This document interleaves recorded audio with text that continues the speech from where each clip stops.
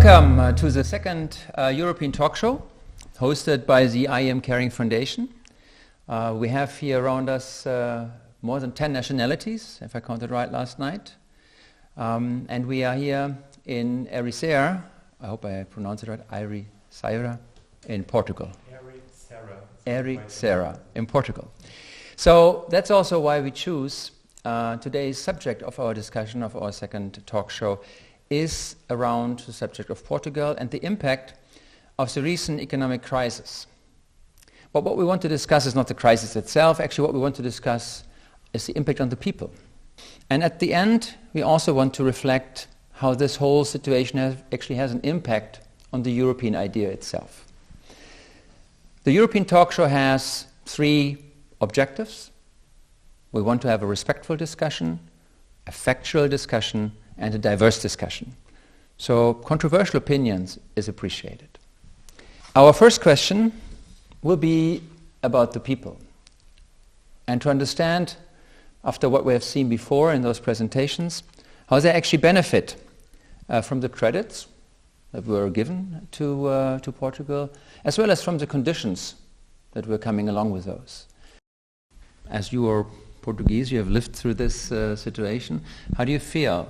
Did that situation created for you a positive memory? Do you look back and say, that was the worst time of our life? What is your personal impression when you look back to those years? Well, from my personal perspective, it definitely changed a little bit what I had planned to do with my life. On a personal level, well, my family felt a little bit financial shock. In my case, my family members, they're public workers, and those were the most affected by the salary cuts, more affected than private sector, even though everyone got affected.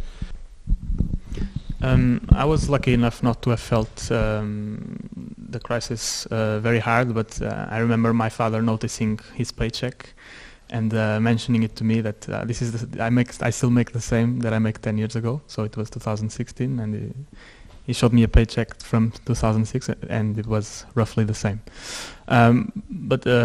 So he is also a public servant, so his salary has been frozen since like 2008 or 9, and also I've also noticed a lot of looking at the news and the numbers. There was a very big exodus from Portugal. Immigration to outside of the country rose sharply, and that started to aggravate a problem that we already had before, which is the people are moving away from the countryside more and more to find jobs in larger cities by the shoreline, and that the crisis combined with aggravated immigration led to abandoned old people and elder people that have now are living alone with a very limited pension, and that's a very hard problem, because Portugal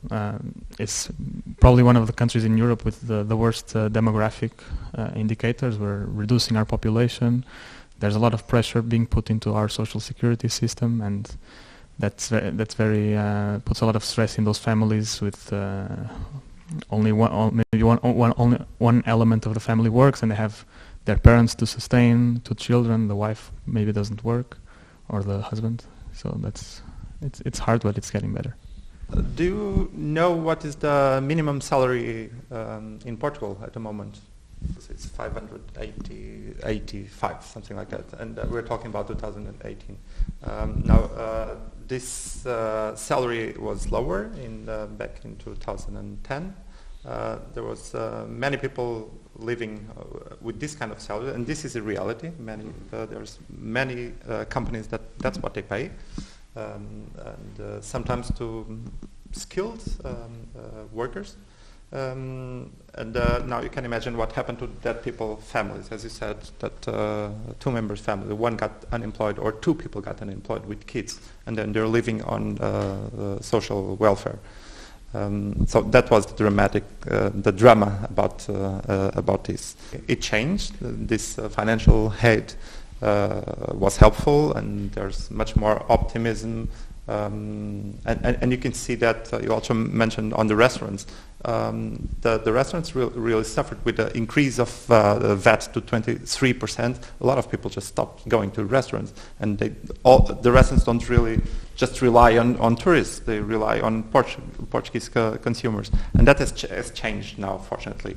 And then you can see people going to restaurants on weekdays for lunch, for dinner, and that happens. On my personal view on that was also a dramatic change for me.